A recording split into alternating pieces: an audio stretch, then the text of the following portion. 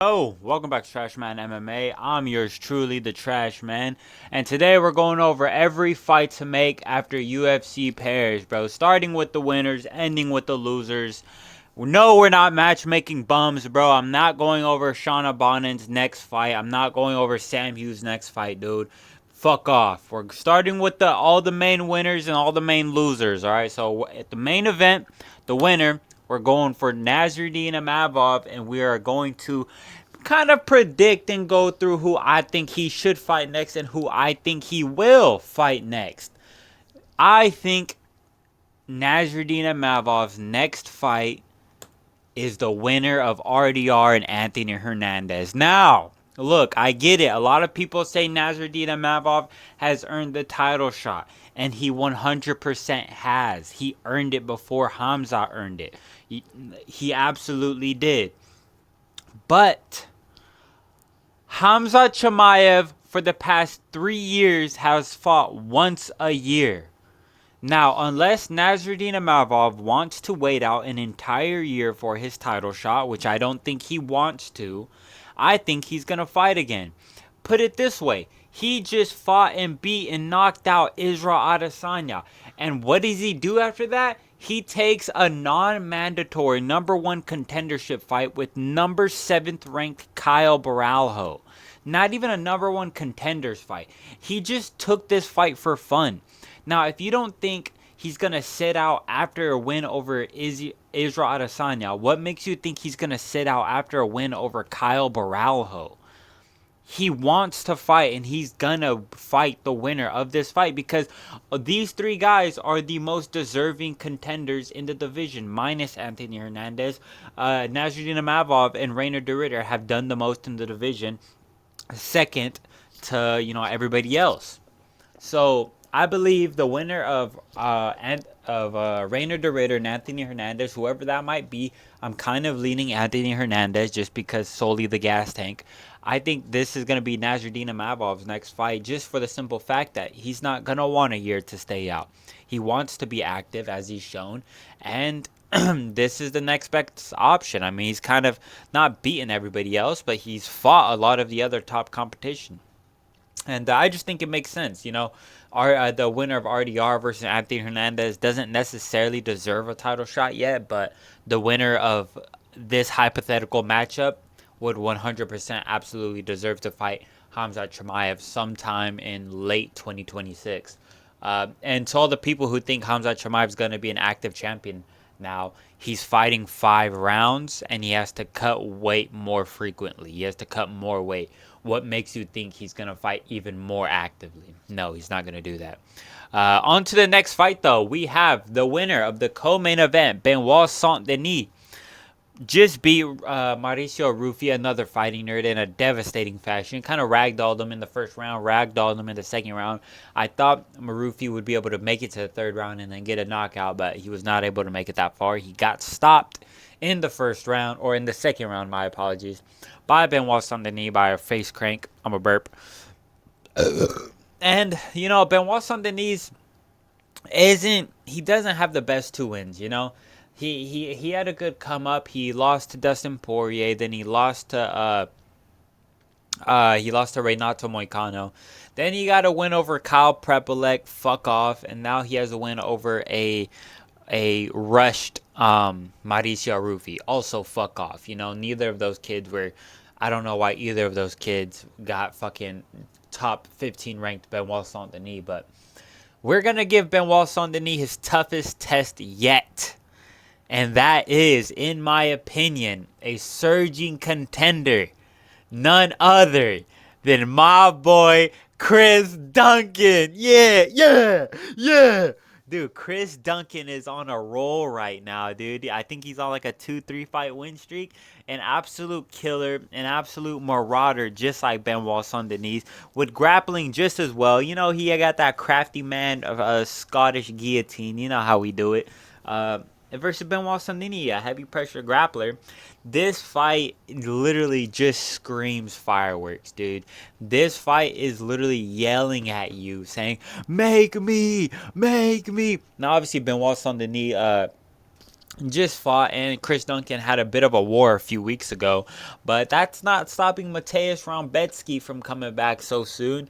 So why would it stop Chris Duncan? But they're both gonna want a little bit extra time off. And while Sunday, he just fought. Obviously, he's gonna want to take a few weeks off. Chris Duncan, he deserved some time off, like a month off after that fucking war of a fight that he just had.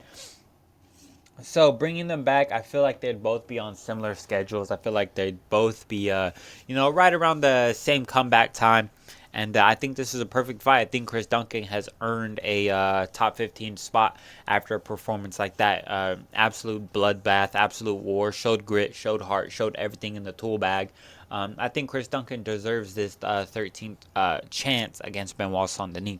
So that's why I think Benoit Saint-Denis should fight next. And after this, we have Modestas Bukauskas, an unranked light heavyweight who just got a win over an unranked light heavyweight in Paul Craig. A lot of people are saying Nikita Krylov. Some people are saying Ming Yang Zhang. Look, bro, he beat Paul fucking Craig. And before that, Paul Craig was actually winning the first round. Until Paul Craig pulled guard, he was arguably winning the first round.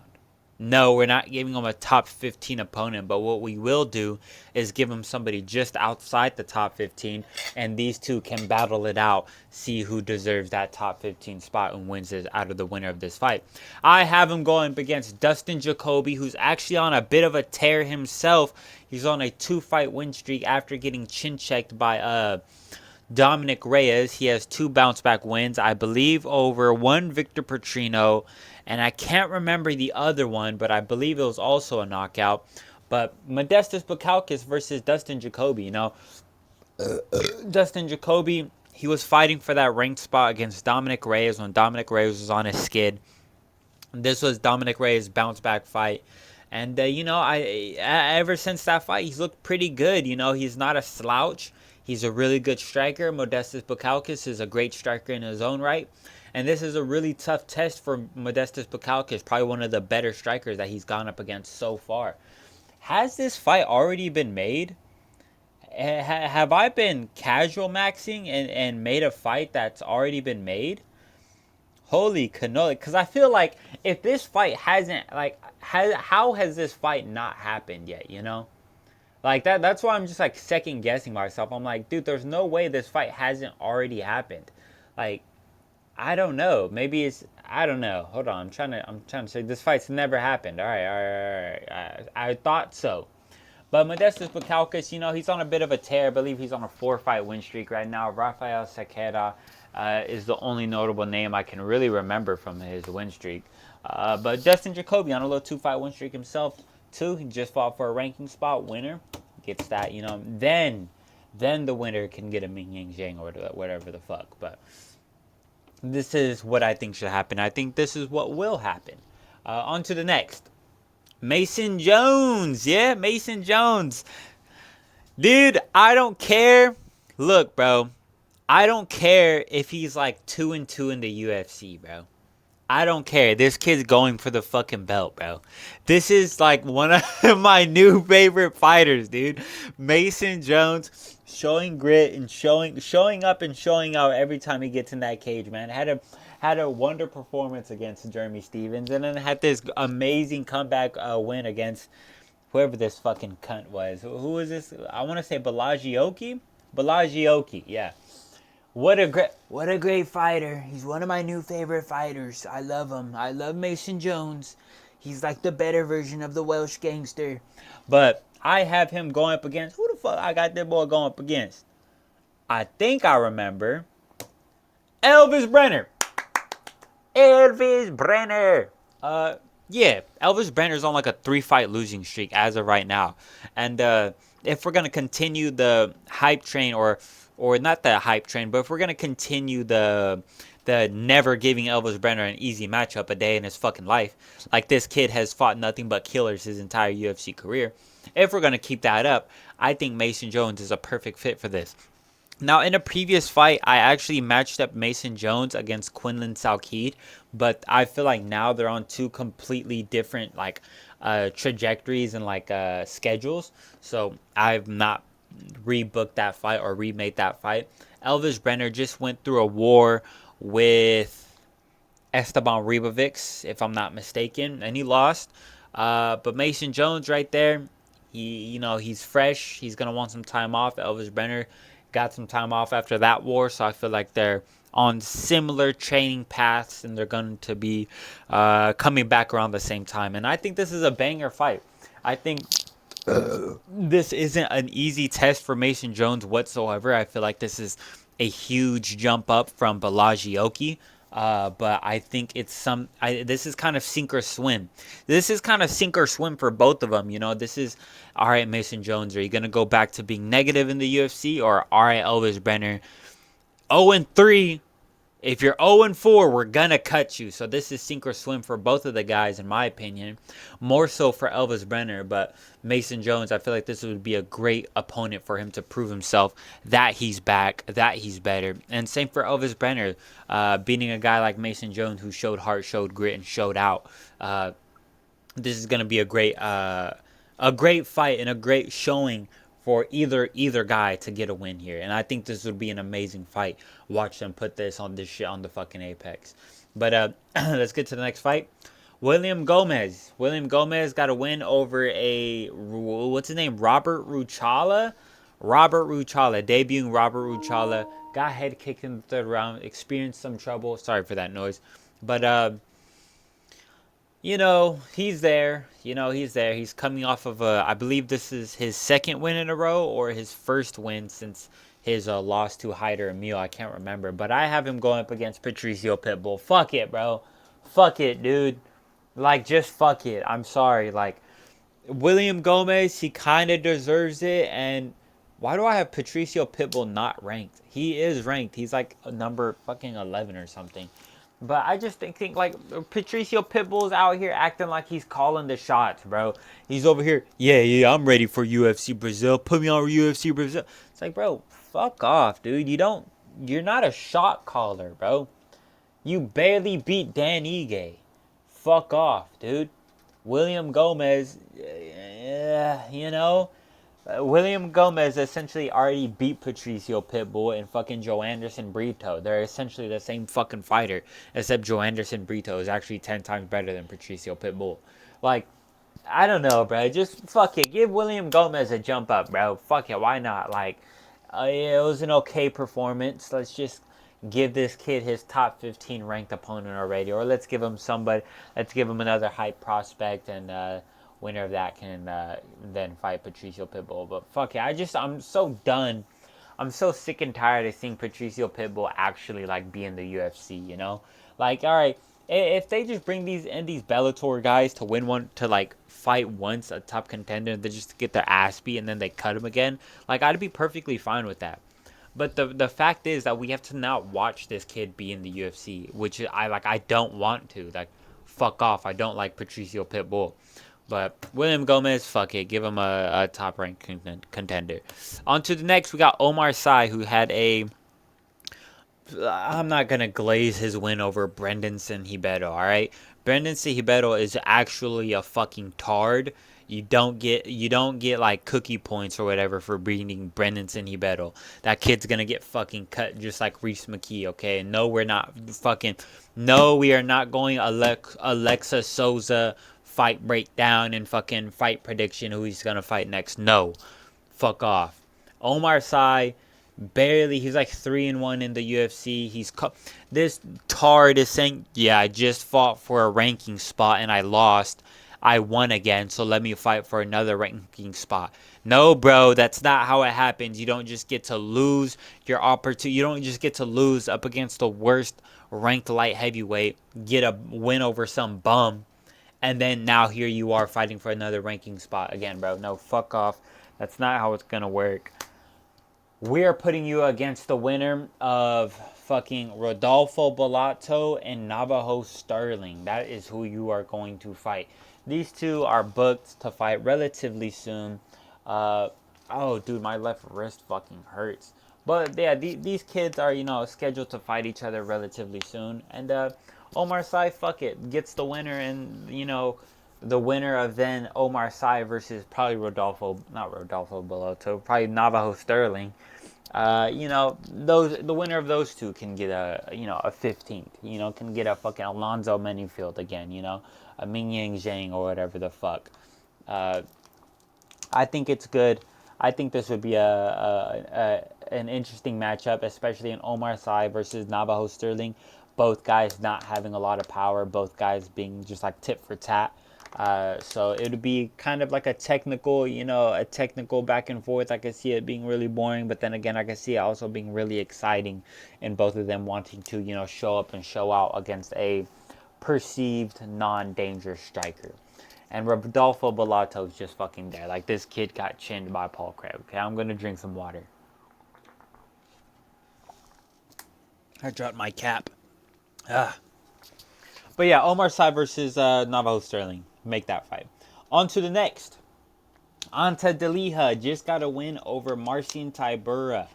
Now, Marcin Tybura has been a staple of the top 15 for a long time, and Ante Delija just got his lick back for back in the day when he got his leg broken by Marcin Tybura. And honestly, it was a really impressive win, to steamroll Marcin Tybura in the first round. Like, that's insanely impressive. Only 2 other people have done that to my knowledge, which is Sergey Spivak and what's his face? Tom Aspinall, the fucking champ. But we're going to give this kid, somebody who's a little bit different, not a little bit different. We're not going to give him a Sergey Spivak. We're not going to give him a fucking Mick Parkin. Although you can do that. You could do him versus a Mick Parkin. But seeing as Mick Parkin just lost to Marcin Tybura, I don't see necessarily why you would do that. But I think my matchup is perfectly fine.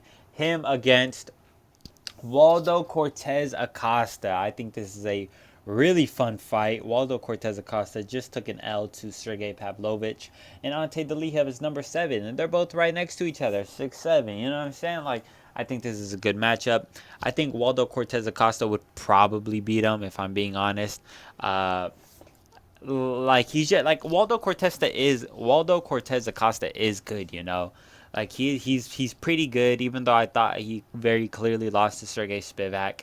He is good in his own right. He can make it competitive. He can really grit down, and he has a really good chin. I don't think he's going to get chinned in the first round like Marcin Tybura. So it'll be a good test for Ante Delija to see if he's really, really about it, And then it'll be a good bounce back fight for Waldo Cortez Acosta to, take on this I don't think Waldo Cortez Acosta finishes fucking Marcin Tybura in round 1.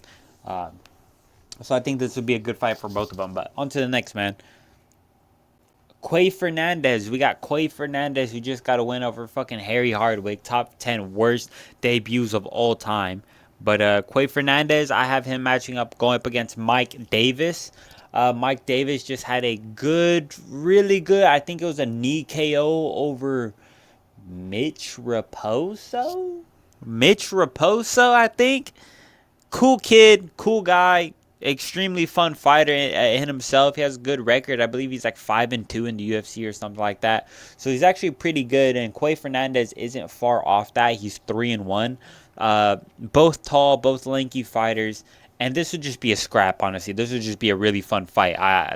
This fight would be really good. There were some other fights in there that you could have made for Quay Fernandez. Or am I thinking about somebody else? No, I think I'm thinking about somebody else. But Quay Fernandez, he was scheduled to fight Fares Ziam. A lot of people are saying, hey, rebook that fight. But I don't think Fares Ziam is going to come back soon, or maybe he is. Maybe it was just I got to get a week to get over my grandma dying, but I think it'll be a little bit longer than that. I mean, if he's pulling out of the fight, I think it'll be pretty serious that, I hit him pretty close to home. I don't think he's looking for a bounce-back fight anytime this year, I think it's going to be a while for us to see Fares Ziam back. And he's French.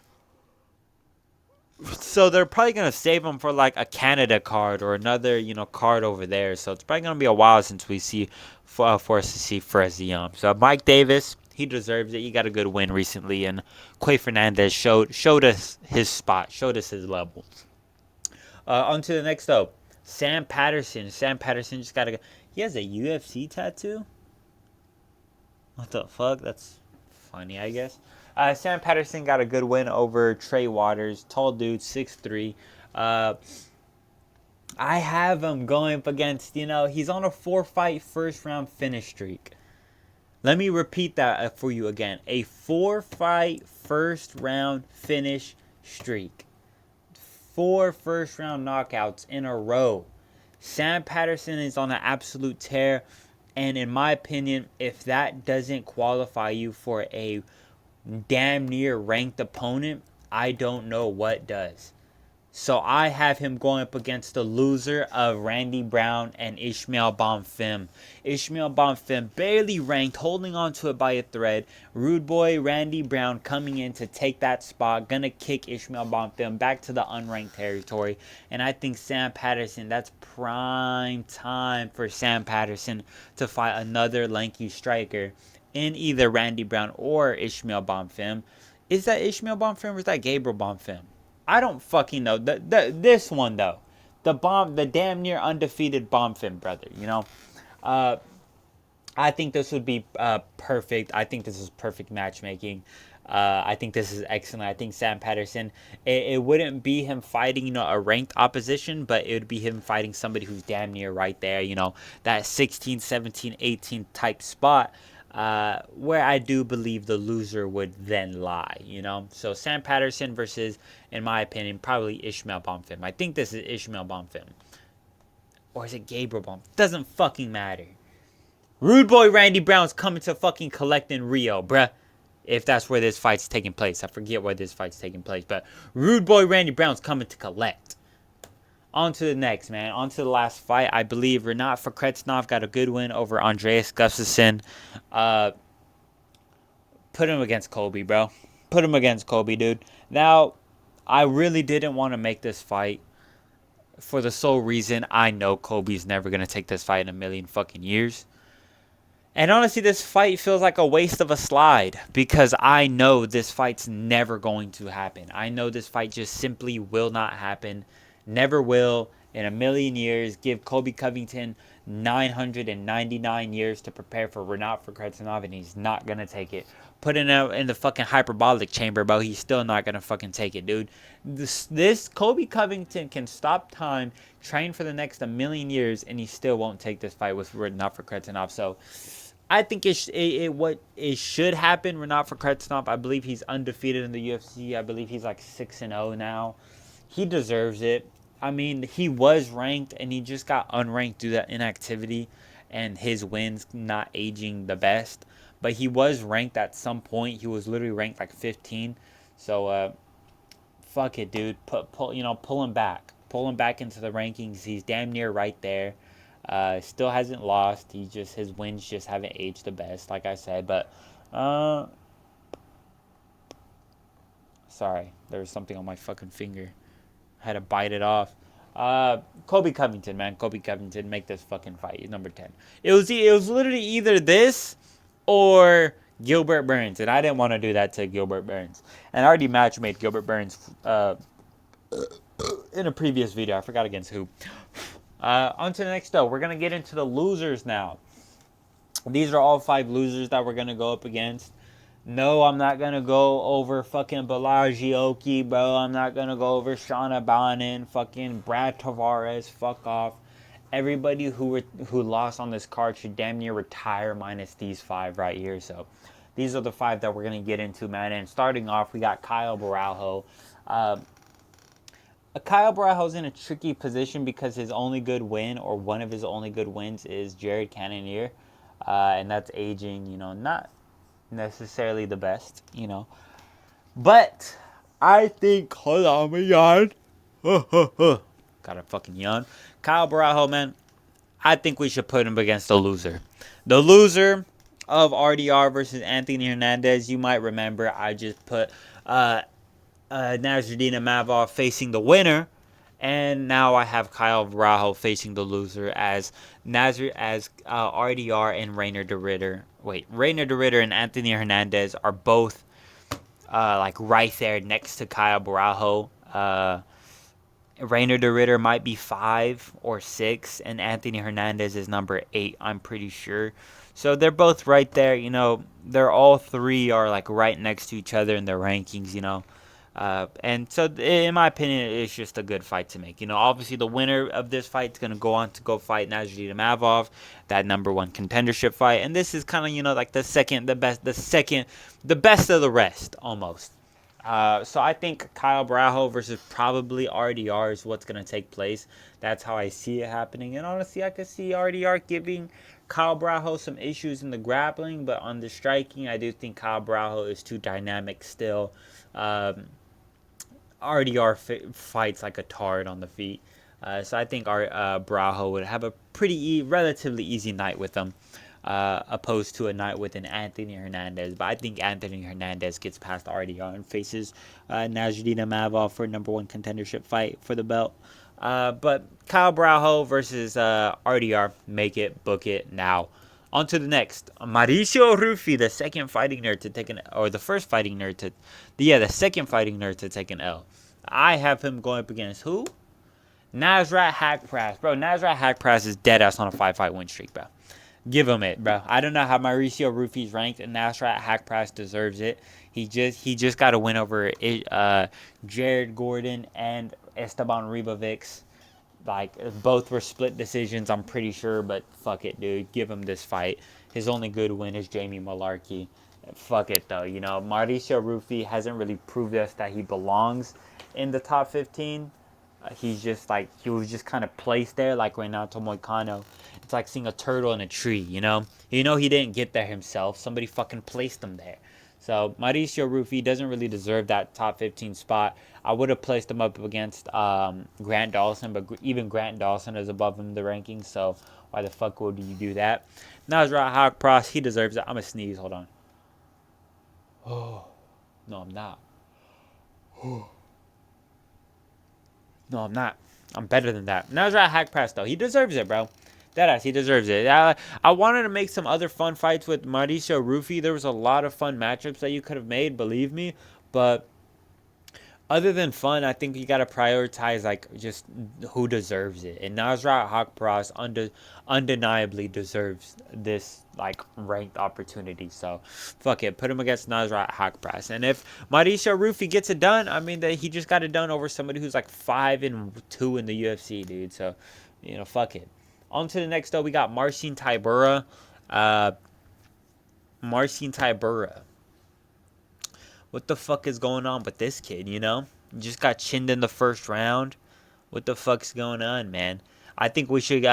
Marcin Tybura, he just took on a debuting opponent, and it wasn't too well for him, so I think we got to give him the next best thing and give him a... you got to give him another kind of debuting opponent, and in my opinion that is a Rizvan Kuniev, who's number 15 in the division, who lost a close competitive decision with Curtis Blades. A lot of people saying Rizvan Kuniev won. I completely disagree. I think Curtis Blades won that fight. But Rizvan Kuniev did look really good, and he did look powerful. He looked slick. He looked like he belonged. It wasn't a blowout from Curtis Blades. He narrowly won it. I believe it was a split decision. But Marcin Tybura, you got to take on another newcomer, You didn't do too well against your first one, so you got to take on a newcomer, you know what I'm saying? Wait. Oh my gosh, I thought it was Tuesday. And I was about to get hyped for the fucking contender series. But Marcin Tybura taking on Rizvan Kuniev, number 15, number 7 versus number 15. I think it's fair. And Marcin Tybura is number 7 now, but he's going to get pushed down in a little bit. So yeah, I think it's fair. On to the next. Harry Hardwick, man. Now, this one was hard. This one was hard because what the fuck was that? What the fuck was that? Genuinely. Like, Harry Hardwick, like what the fuck? That was such a miserable performance. Like, I get it. You got low kicked and you took it on short notice up against a guy who's 10 pounds heavier than you. Great low kicks. I get it, bro. But you have absolutely no muscle definition. This kid looks like me if I were to train for like 2 weeks, bro. Fuck, I've been training for the past 2 weeks, dude, and I look in better shape than Harry Hardwick, who's a 30-year-old man. Like, what are we doing, Harry? Like genuinely, lock the fuck in, bro. There's no way you're 30 and you're looking like an autistic child. Like an autistic child who just like shit his pants and is grumpy now.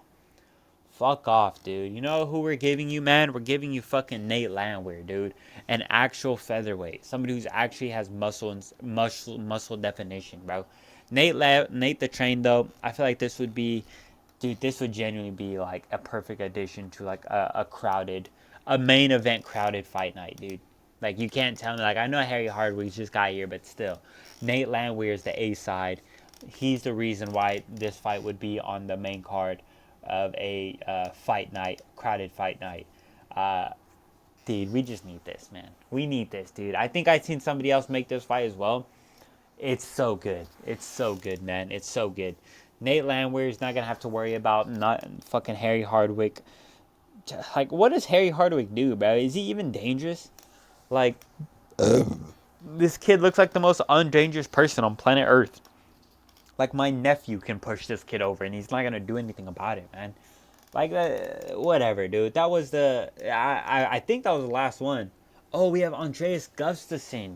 He is the last one. This is the last one. Now, this was hard.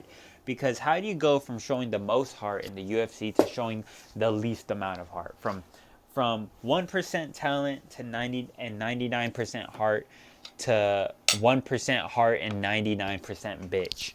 Like, how do you go from how do you make that drastic of a switch? I forgot who I matched him up against with, but Carlos Leal. Oos. Oos, oos, oos, oos. Look at the fucking acne on this kid, bro. If this doesn't scream steroids, oh my gosh, bro. He has so much acne, it's insane. What even is this? Whatever, man. Andreas Gustafsson versus Carlos Leal. The battle of the fucking roid monsters, juice heads. I still believe Andreas Gustafsson is on roids, or maybe he's not since he had that fucking god-awful performance, but Renat Fredkinov is pretty good, you know. But Andreas Gustafsson versus Carlos Leal, this is an absolute banger of a fight. This is literally a goat. This is a goated fight, dude, and I'm actually excited just thinking about this, man. This fight would be somebody's getting knocked out in the first round.